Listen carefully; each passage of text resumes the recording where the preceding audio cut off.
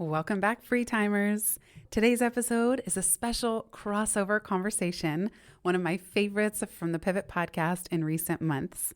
I'm taking a page out of my own actual book, Free Time, Lose the Busy Work, Love Your Business, and I am taking this month off of creating new episodes so that I can sit back, let new ideas simmer, let some new creative directions for the podcast crockpot, and of course, take your brilliant feedback, which I always so appreciate. You can leave me a review wherever you're listening to this, or send me an email anytime at hi@itsfreetime.com. And of course, you can also leave a voice memo sharing your favorite time-saving system or a question for a future episode of this show at itsfreetime.com/ask. I hope you enjoy today's Pivot Podcast crossover. And if you want more along these lines, I encourage you to subscribe. That's the OG podcast. It's been around since 2015. You can search for Pivot with Jenny Blake wherever you're listening to this. Without further ado, let's get on to today's show. This is your time. How can we earn twice as much in half the time with joy and ease while serving the highest good? That is our guiding question here at the Free Time Cafe, your home for heart-based business. I'm your host, Jenny Blake. Join me for conversations with authors, friends, and fellow business owners as we explore ways to free your mind, time, and team to do your best work. Now, on to today's show. Hi, friends. I cannot believe it, but today marks episode 300 of the Pivot podcast and officially our 7th year in the biz.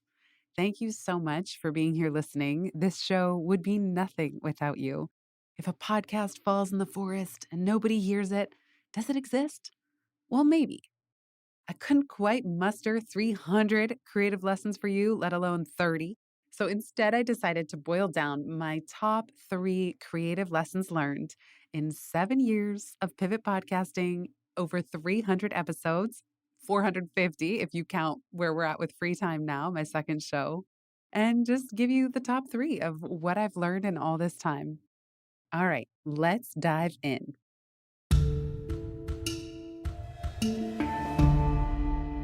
Creative lesson number 1.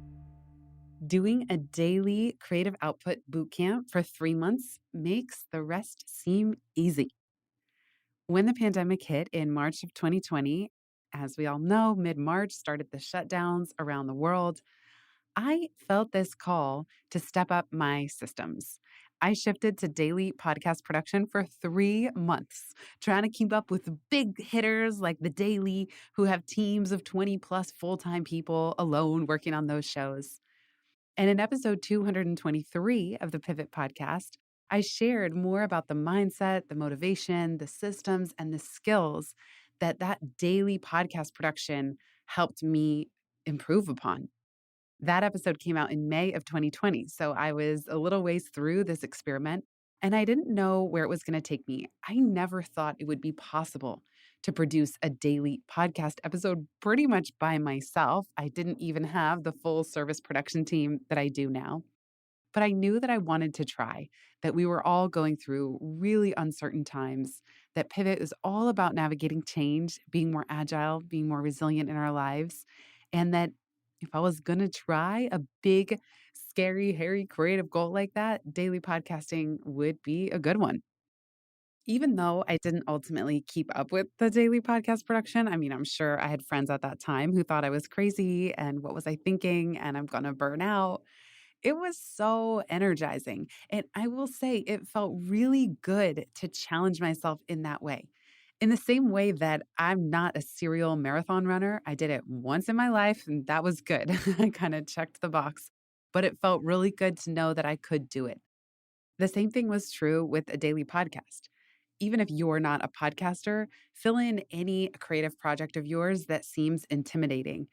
And this kind of goes along the lines of Grant Cardone's book 10X, about 10X thinking. But it's counterintuitive. Sometimes when we double down on a goal or an output, or we stretch ourselves to our limits, that's actually where we get breakthroughs in how we can tackle things when we go back to, quote, normal. Before my daily experiment, I remember that getting one episode out a week felt super intimidating. I had a hard time staying on schedule. Multiple times in these last 7 years, I've gone on complete hiatus, unannounced and unplanned, even to myself, where what I thought would be taking 1 week off turned into 2 weeks, turned into a month, turned into 2 months, to the point where I had probably more than one 3 month break on the Pivot podcast because I couldn't quite keep up with production. So when the pandemic hit and I switched to daily, it was this muscle building mode, a creative boot camp, as I called it, that truly made the rest seem easy. So even though life continued to unfold, it continued to be a shit show of a year, and that kind of interrupted my daily podcasting. I did need a break. Once I returned to producing episodes weekly, it felt like a walk in the park. And I had this muscle memory that I knew what I was capable of in terms of coming up with content and new ideas, streamlining systems, turning episodes around much more quickly, not being a perfectionist about any one because, boom, there was going to be the next episode coming out the following day. So when I went back to weekly, that felt super easy. And it actually opened the door and created space for me to launch Free Time, my second podcast, because I thought, I've done daily. I can do this. I can have two shows. When I first launched the Free Time podcast on March 21, 2021, I was producing one episode a week. And I had Pivot kind of in maintenance mode of 2 episodes a month. So that was producing 6 episodes a month. Throughout the course of 2021, as I was writing the book Free Time, I started to reflect on how much I loved podcasting. And I know you hear me say it all the time. But in terms of how I like to put my ideas and my voice out there, it has just been such a source of joy these last 7 years that I wanted to challenge myself again. Part of this was aided by going pro and hiring One Stone Creative, the full service podcast production team. But in my heart of hearts, I realized I would love to produce 2 Free Time episodes a week and return Pivot back to its normal weekly cadence, just so that you could know what to expect. I figured that if it was coming out every other week, no one would really care, but you wouldn't know it releases on Sundays. You wouldn't know, is there going to be one today or not? I can't remember what schedule Jenny's on. Whereas with Pivot back to weekly, it's coming out consistently every Sunday. So if you go on a walk on Sunday mornings, you know that it's going to be there. And then with Free Time, that comes out on Tuesdays. I have a guest interview. And on Fridays, I do a solo show. What's been challenging and interesting about that is that when I set that goal to do one guest a week is easy. That means I get on the phone /riverside.fm and I have a conversation with someone. That is super easy. I enjoy that. It's basically my form of networking and making friends. What I didn't know if I was capable of was creating a solo episode for Free Time every single week. That's 4 big-ish ideas a month. Maybe they're small ideas. I have done episodes on mosquitoes and bug splatter on the windshield, but nonetheless, it meant coming up with 4 original ideas. And let's say Pivot podcast is coming out 4 times a month. Maybe 2 would be with a guest and 2 solos, or 3 guests and 1 solo. I was trying to challenge myself again to put more of my own ideas out, even when they aren't fully formed, even when they aren't perfect. So, ramping up to this 12 times a month production schedule would have seemed absolutely bonkers if I didn't have the team and if I hadn't done that daily creative boot camp of daily podcasting when the pandemic hit in 2020. So even now, when I tell people, oh, I produce 12 episodes a month, they look at me like I'm crazy. But in my heart, I know, but I've done 30 episodes a month before. And no, that wasn't totally sustainable, but I didn't have a team at that time. So this cadence definitely challenges me, but I enjoy that challenge. That it doesn't give me enough time to second guess myself. The show must go on. Now, if some big life event or business catastrophe were to strike, of course, I would probably need to take a break. But I just want to share a couple clips from episode 223 on stepping up systems, how I shifted to daily podcasting. I released that in May 2020, and I was breaking down what I was learning about this creative challenge in terms of mindset, motivation, systems, and skills. So you're going to hear a clip on mindset piece and then about motivation.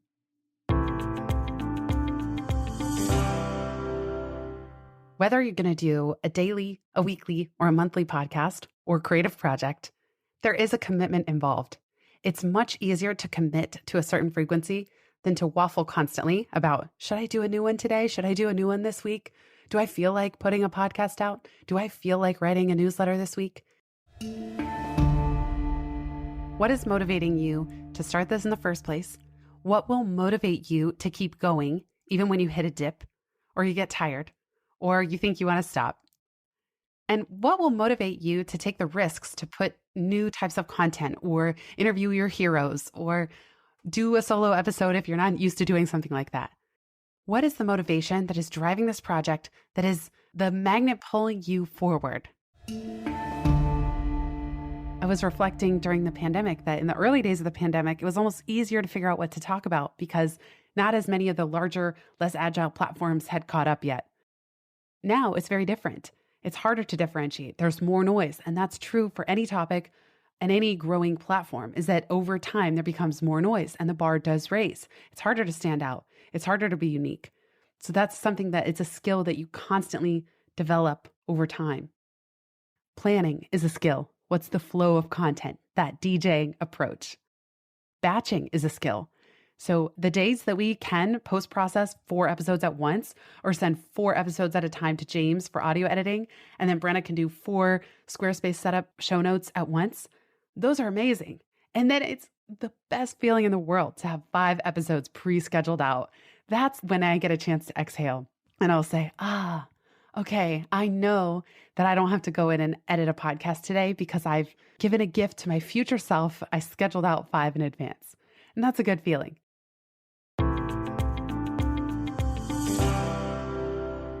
Last but not least, on this first creative lesson, here's a highlight that I know you'll love from later that summer, episode 254 on Seth Godin's new book at that time, The Practice. We're talking about generosity, peculiarity, and showing up.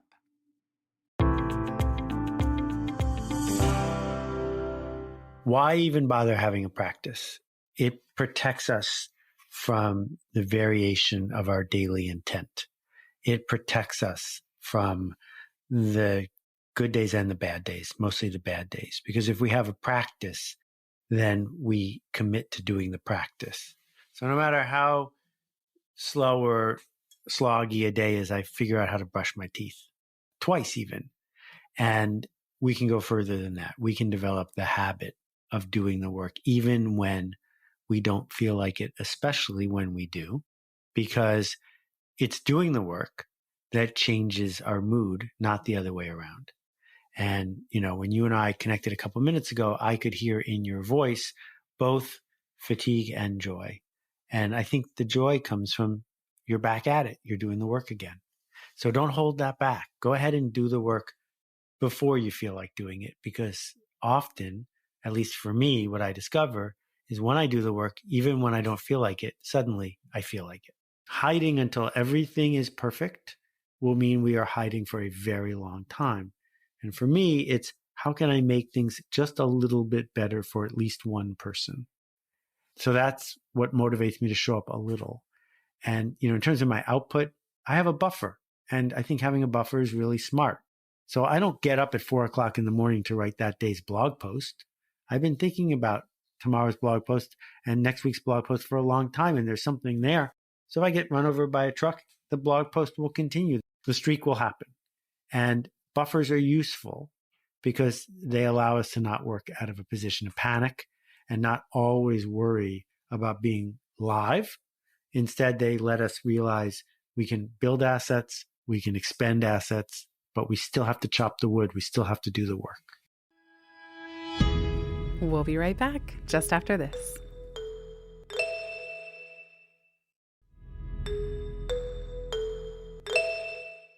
Creative lesson number 2, delegating is a game changer. In Free Time, the book, I talk about stepping out of the role of chief everything officer, that it's too much. It creates too much stress. And that anytime we are the bottleneck, that's what leads to those burdensome bees of eventually feeling bored, burnt out, buried by bureaucracy, or bottlenecking the works in any other way where we know that we're holding up the ability for anything else to make progress in the business or in your creative projects. So for this creative lesson number 2, it was taking the leap to invest in a full service production team before I was 100% ready. And this is crucial. And even before I really had the budget.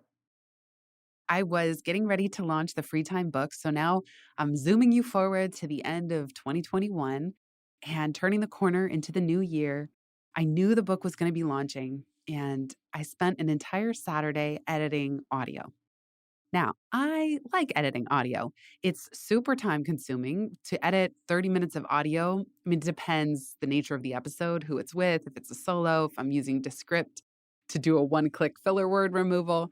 But usually, a half an hour of audio might take up to 2 hours to edit if it's a close listen and a close edit.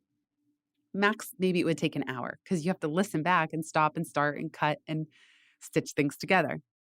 So, needless to say, I enjoy doing this. I find it kind of soothing. But I had spent an entire Saturday and the book was launching. The book was coming out in a month or two. I had products like the free time operations dashboard that I built out in Notion that didn't exist yet that I mentioned in the book. That was a real deadline that the book was going to come out. This product needed to exist and people needed to be able to pay for it and have emails confirming and have the process worked out of how I was going to deliver the dashboard once they purchased.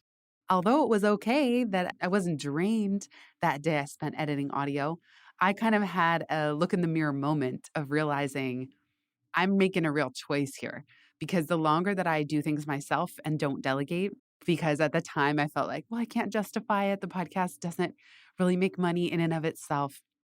I was saying no to developing real income generating products and services in my business. I was making a very real trade off by sticking with what was comfortable, with what I said, oh, I can do it myself. We've all said that. I was making a trade off that I was not building very important things in the business that I could have been building, let alone spending time with Michael and Ryder on a Saturday when I didn't really need to be working. I was super hesitant to go all in on the team for the podcast, but I was having conversations with my brother and he just kept telling me, he said, Jenny, you have got to buy your time back. And he kept reminding me, your time is worth so much more. Your time is really high value. You've got to buy it back. But I don't have the money yet. I was telling him, I've spent so much money on this book process and the marketing and designing a really beautiful book and printing it because I went indie for this one. He said, you will figure out how to earn it back, but you've got to free up your time. So he was just this voice in my ear saying, free your time, free your time, free your time. And of course, that's the irony of writing a book is that we get tested on exactly those topics. So if I'm going to truly live the message of this book, I knew that he was right. And so not only did I hire One Stone Creative, but I asked them for the top package that they have, like full concierge. What that helped me to achieve was that for the first time at that time, it would have been 6 years of podcasting, I was no longer the one who owned the life of an episode in my mind. And that is still a cognitive burden. It's like I still had all the tabs open of podcast production because even though I was delegating bits and pieces of it, like audio editing or setting up show notes, I still had to be the one to hold the episode's hand and walk it through our production process. Hiring One Stone Creative, and they started with me at the very start of 2022. For the first time, they owned the life of an episode. They sent me things, helped me prepare for guest interviews. They would edit the audio more than once, give it a second listen. They would insert little sound clips like you're going to hear in this episode. They would draft the show notes. They would email the guests to tell the guest when the episode went live. They owned it. And I even said to them, do not let me be the bottleneck. If you haven't heard back from me to approve the show notes or the audio, schedule it anyway. I do not want to hold up the process. So for the first time, I now get to do what I do best. My unique zone of genius is just showing up and recording a solo episode like this one or interviewing the guest. And I could finally harness my creative time and energy into preparing to be with the guest, being really present when I was on with the guest, or preparing and really focusing on my ideas for the solo episodes that I'm going to create these mini assets around with that episode. And my brother was right. I didn't need to be the one in the weeds of everything else. So even though the podcast itself, let's say purely from ad revenue, doesn't pay for the production team, other parts of my business certainly do. So if the podcasts help bring people into my private BFF community, that counts. If people want to do an ad swap where we advertise each other's show, that counts. If people end up purchasing the free time operations dashboard, that counts. If somebody within an organization is listening to Pivot or Free Time and they want to bring me in to speak, that pays for the entire year of the podcast production team practically, depending where it is and if it's in person or virtual. And so once I expanded the lens of how I would recoup the quote cost of hiring the team and buying back my time, I just saw a much fuller picture, and I've been much calmer and much more able to focus on my unique creative output while letting them do what they do best. And they're super genius at their whole process and systems and level of quality and excellence.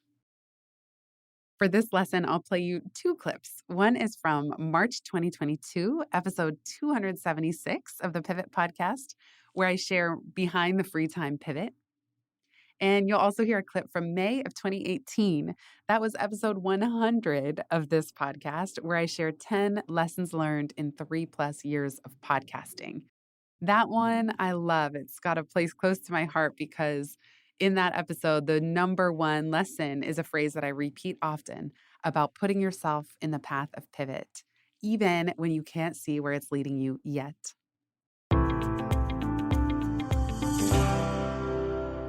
You cannot know the answers. Sometimes you just need to put yourself in the path of pivot and then see what develops. So in this case, by me writing and launching a new book, I'm putting myself in the path of pivot. I'm seeing what's possible. And I will know what to do once I get going down this path, but I won't know right up front. And every next stage is just an exercise in trust and having a little faith and trying to tune in and see what would be most helpful, most interesting, listening to all of you, taking your feedback, and then making the next set of decisions from there.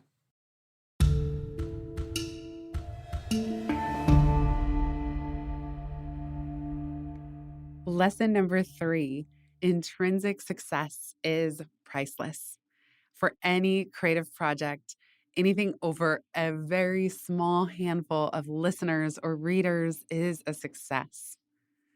I love what the author Jay Acunzo says on his website. He says, "Don't be the best, be their favorite. And don't market more, matter more." This is consistent with what Seth Godin often talks about, which is who cares if you have 100,000 listeners or readers? What if you have the perfect 10? What if you have someone listening that's going to give you the opportunity of a lifetime that changes the trajectory of your entire life or career? This is exactly what happened to my friend Julie, who wrote a book called The Work Revolution that didn't become a gangbuster runaway hit bestseller. In fact, there reached a point where the publisher said, "Hey, we can't store these extra books. Do you want to buy them back from us?" There would be one way to look at that and feel disappointed. Oh, we didn't sell out the print run. However, that one book got Julie a job that she has had to this day, 7 years later, incredible benefits. She's the head of talent for a global organization. It's just incredible what doors that book opened for her. So, for sure, one of the biggest lessons that I've taken out of these last 7 years of podcasting is not to obsess over the numbers. I do feel that if a show is growing, that is a good sign. My measure of success is word of mouth marketing. If I create something good enough, you'll want to share it with a friend. So, with all 3 of my books, I've tried to write the very best, most helpful, practical book that I can write so that when you put it down, you can't help but tell a friend or 2 or 3 or buy them as gifts for other people.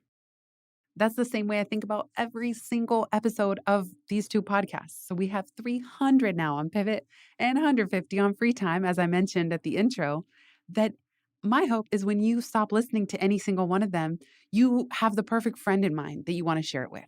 At least those are the episodes where I really know that I've done a good job, where I feel that in my heart.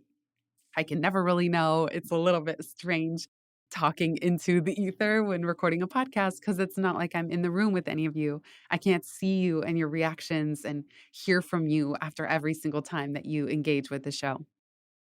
Mihai Csikszentmihalyi, who wrote the book on flow, he describes people who are internally driven, who exhibit a sense of purpose and curiosity as autotelic. This is a Greek term that basically refers to that sense of intrinsic motivation. So, an autotelic activity is one that you enjoy for the sake of it itself, not because of any external results. On the flip side, Csikszentmihalyi describes those who are externally driven, where things like comfort, money, power, or fame are the motivating force. And telic activities are those where, let's say with this podcast, I would only describe it as successful if it had a certain number of listeners. He writes, an autotelic person needs few material possessions and little entertainment, comfort, power, or fame because so much of what he or she does is already rewarding. Because such persons experience flow in work, in family life, when interacting with people, when eating, even when alone with nothing to do, they depend less on external rewards that keep others motivated to go on with a life of routines. They're more autonomous and independent because they cannot be as easily manipulated with threats or rewards from the outside. At the same time, they're more involved with everything around them because they are fully immersed in the current of life. I think that's so beautifully said. And I'm not perfect on this. Sometimes I'll get discouraged if I look at the numbers for too long, whether it's book sales, podcast downloads, revenue overall in the business, or even if I accidentally pop onto social media, because I don't really do that much intentionally, and I go down a rabbit hole of compare and despair. That's when I return to my mantra that I share in free time: eyes on your own paper. When I get focused on external statistics or markers of success, especially with these podcasts, I remind myself, eyes on your own paper, stay focused on the process, stay focused on the intangible benefits that continue to come from doing this show. There is so much value that I derive from deep conversation, making new connections, being challenged, as I mentioned, to create my own ongoing public original thinking, creating a base of searchable assets with every single episode, having really robust archives where you can go down a rabbit hole yourself across these many years of putting ideas out, even giving people the path from the book to the podcast to my private community and vice versa, that whole content and creative flywheel that I talked about with Todd Henry. This episode isn't out yet, but I was reminded of all of these intangible benefits when I interviewed the actor Ryan Devlin about his pivot from acting to entrepreneurship. Here is somebody that I had seen on TV. I had watched shows that he was in, one of them being Jane the Virgin, for example. We had the best time. He was just the nicest guy. We had a really super flowing, energetic conversation. We even went over the time we had allotted for recording. We had so many concepts in common of what we talk about, think about. He had started reading free time because I sent him a copy of the book. And I hung up from recording that episode that will come out in the new year. And I was flying.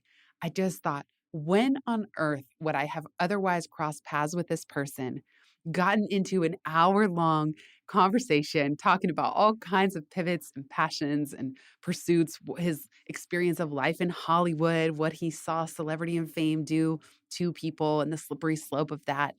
I'm just like, how do I get to do this? And I love the fact that it's not just behind closed doors, that we get to record it and release it for all of you to listen to. And I tell every guest before we hit record that I want it to feel like we're sitting at coffee together and that you, our listeners, get to be there right alongside with us. So I really now aim for every conversation to be exactly that, a flowing conversation, less of an interview or a book report, where you feel like you're sitting at coffee with two friends or at coffee with a Hollywood actor that you wouldn't otherwise have access to. Here's a clip from the conversation with Ryan that's coming out soon. Anyone who's in my private community knows that I hate the term personal branding. And instead, I often talk about the power of public original thinking. What does that mean? It just means thinking out loud. And when I say put yourself in the path of pivot, you can back into your next ideas by committing to public original thinking, even if you don't know exactly where it's taking you. My friend and fellow pivot coach, Lisa Lewis, said to me the other day, if you want to get hit by the luck truck, you have to put yourself in the middle of the road. I love this quote. I love the idea of putting yourself in the middle of the road. When I say put yourself in the path of pivot, we don't always know what's next. And that's the whole point of the book, which is that the only move that matters is your next one. And sometimes that next move isn't even a big decision. It isn't even the clarity of exactly where you're going next. It might just be that I'm going to commit to doing something out loud, like podcasting, that allows you to explore your curiosity, allows you to meet new people, and most importantly, allows you to get feedback from friends, community members, and the people that you're hoping to work with. I think the confidence to do something like that comes with practice. Like you say, like the only constant is change, so let's get better at it, right? And so like the more you get better at change, the more you experience pivots, the more comfortable you become with it. And I have always pivoted. Like you and I share this DNA trait of every few years kind of getting a little restless and figuring out something new. So acting hadn't been the thing for me. It was just the current thing. And so for me, I think there was a little bit of comfort in taking a pivot to This Saves Lives. And also, I think like a little bit of cockiness maybe, where I was just like, well, I probably did the hardest thing one can do, which is make it in Hollywood. I'll make it as an entrepreneur with This Saves Lives, and then I'll make it with the next thing. And so there wasn't a fear in the moment. Now, being, 43 with a family and kind of not having the benefit of that young cockiness, now I think to myself often, oh God, did I make the right choice? Like, what if I had just stayed acting? Could I be far more financially secure? What if this next business I start doesn't work out and I've invested my own money in it and now we're broke? I guess I'm far less cavalier now than I was as a 23-year-old who really didn't have much to lose, to be perfectly honest. So I'm grateful that I've pivoted enough times where I do feel confident that I can make it work. Or if it doesn't work, I can pivot quickly to a new thing that will work. I was out on a route just recently and my buddy climbed it in a very certain way to go through this crux. The crux is kind of like the hardest few moves on a route. And he's like, yeah, just do it like that. And I got up there and I tried the way he did it and I absolutely could not do it. I get totally shut down. He grabbed onto a tiny little edge with his super strong fingers and pulled through it and I couldn't do it. Every time I tried to climb onto that edge, it just fell off. And I was hanging there getting discouraged, just thinking like, okay, well, I can't do this. But as I'm hanging there, I'm studying the features of the rock and I found this way to grab what's called an undercling. So I'm kind of grabbing a hold upside down and standing up super tall, and I could skip the tiny edge that he used to get to a better hold. And so I just found my own way through the crux. He did it one way. I couldn't do it that way. I hung there. I studied it, didn't give up, found a new way, and I ended up sending the route. And I was really proud of it. And nobody that I was with had ever seen it climbed that way. It was just done out of necessity. And so I think whether you're in life, whatever crux you hit in life, you can adapt to it. People are going to try and work through it one way, but there are 10 other ways to do it if you just kind of take a look at it and problem solve. And so I think rock climbing is a very apt metaphor for entrepreneurship as well as, just life in general. And I highly recommend it too, Jenny.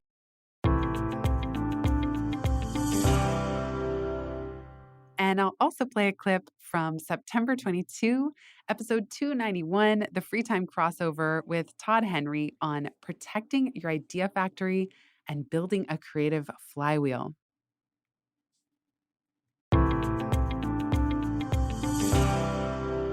I have a framed copy of Walt Disney's business model from 1957. It's up over my bookshelf behind me. And what's interesting about that business model is everything comes back to the idea factory, everything comes back to the creative talent of the film studio. So all of their business, all of their merchandising, all of their licensing, all of that stuff all hinges on the central factor of the creative ideas coming out of their idea factory.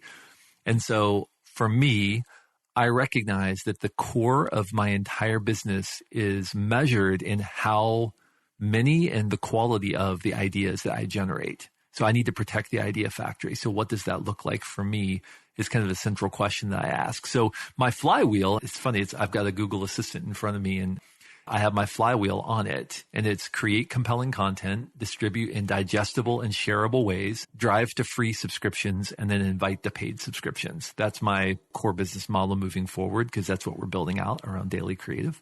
But the wildly important goals for me for a couple of years now have been quality, awareness, and revenue diversity. Those are the wildly important goals. So every day I wake up obsessing about how can I make what I do higher quality? You know, what does that look like for me? Whether that's bringing people in to help me make things higher quality, figuring out how do I make higher quality audio? How do I do higher quality interviews, make higher quality media, write higher quality content for my books? Awareness. So how do I increase awareness of the things I'm making? Because if I'm making quality things and I'm increasing the awareness of those things, I can't help but grow my audience. We'll be right back just after this.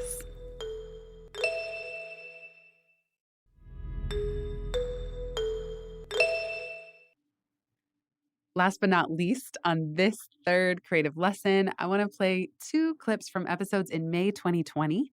On episode 213, Flex Your Flywheel for Solopreneurs, and 212, Virtuous Circles in Pivot Portfolio Planning.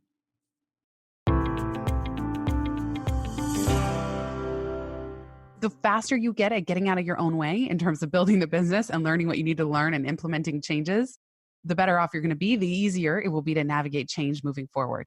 The hedgehog concept. What are you deeply passionate about? This is Jim Collins, by the way, Good to Great. But it's worth revisiting even if you've read that book. What are you deeply passionate about? What can you be the best in the world at? And what drives your economic engine?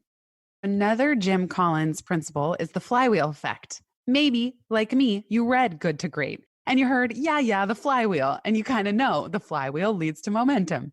But let's read this together. No matter how dramatic the end result, good to great transformations never happen in one fell swoop. There is no single defining action, no grand program, no one killer innovation, no solitary lucky break, no miracle moment. Rather, the process resembles relentlessly pushing a giant, heavy flywheel, turn upon turn, building momentum until a point of breakthrough and beyond. Let this be a relief. Like if you have been waiting for the aha moment, and you know I'm all about nonlinear breakthroughs, but really, we're all doing this like turn by turn. We're working, we're turning, we're trying, we're experimenting. And then eventually you do reach this flywheel effect, this point of momentum, or as Malcolm Gladwell would call it, this tipping point where the flywheel is just going on its own volition.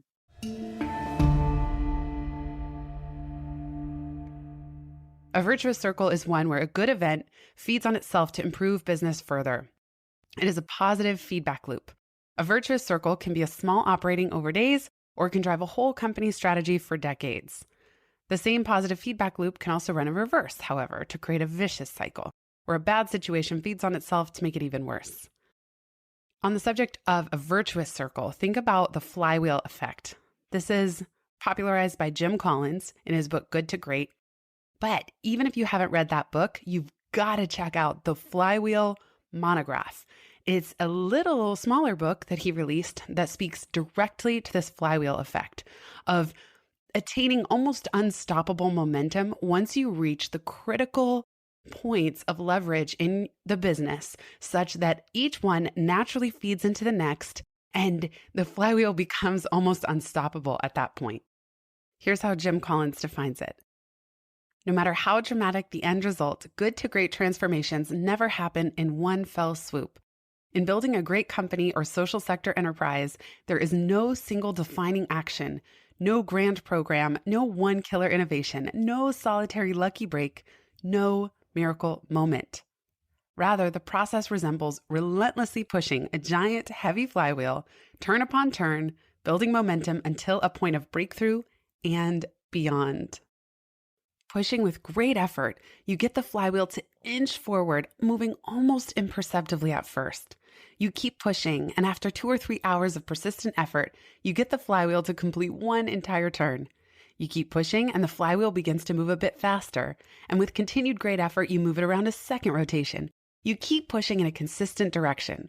3 turns, 4, 5, 6. The flywheel builds up speed. 7, 8. You keep pushing. 9, 10. It builds momentum. 11, 12. Moving faster with each turn. 20, 30, 50, 100.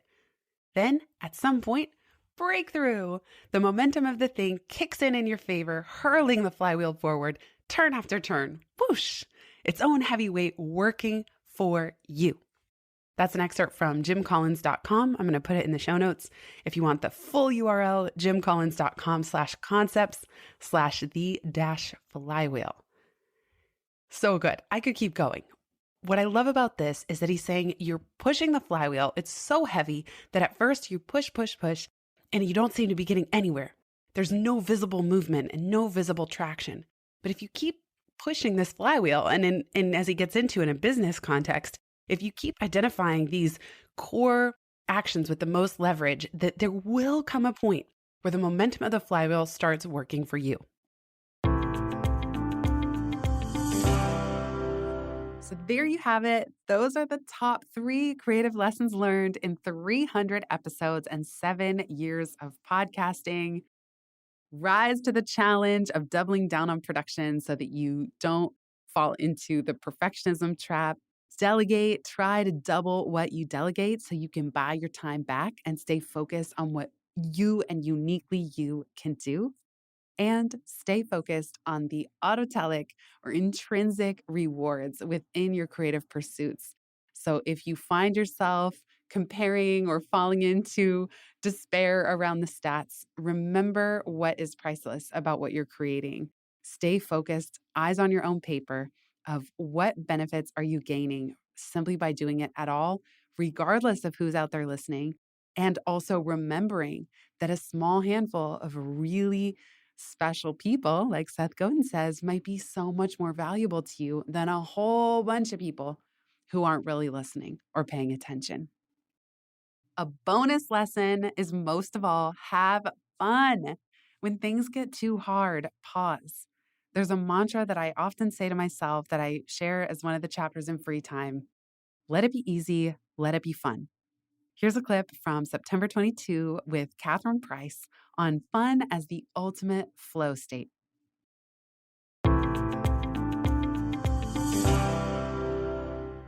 I love your definition of true fun versus fake fun. I love how you say that true fun is the confluence of playfulness, connection, and flow, and that fun itself is the ultimate flow state, that we are not having fun if we're not in a flow state, and vice versa. When we're in a flow state, we're having fun, although flow isn't the only ingredient. So can you just give listeners a brief overview of true fun versus fake fun? I realized there needs to be a better definition. And so I came up with the theory, which I ran by these volunteers, that fun could be defined as the confluence, as you were saying, of playfulness, connection, and flow, where playfulness does not require playing games, which I always like to emphasize because I personally cannot stand charades or anything where I have to pretend. So it's not about that. It's just about being lighthearted and not caring too much about the outcome of what you're doing. And then connection is this feeling of being connected, usually with another person, although sometimes with an animal, sometimes with your environment, sometimes with the activity itself. But in the vast majority of examples people gave me, there was another person involved. And that was true even for people who were self-described introverts. And then flow, as you were saying, it's a state of being completely engrossed and present in your experience to the point that you lose track of time.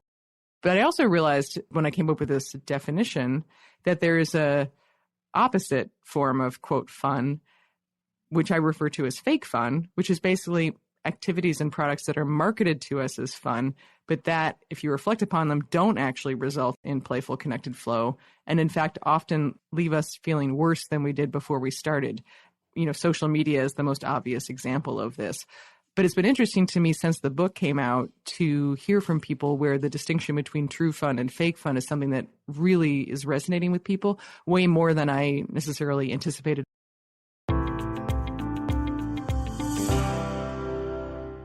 Thank you so much for listening these last 7 years. I am so incredibly grateful for you, and I'm really looking forward to seeing what the year ahead brings us. If you've listened this far, you get a gold star. Thank you. Word of mouth is the most joyful way we can grow this show, and it helps us land interviews with the luminaries and insightful guests that you would most love to hear from. Please send this episode to a friend who might find it helpful. And for show notes and related links from this episode, visit itsfreetime.com.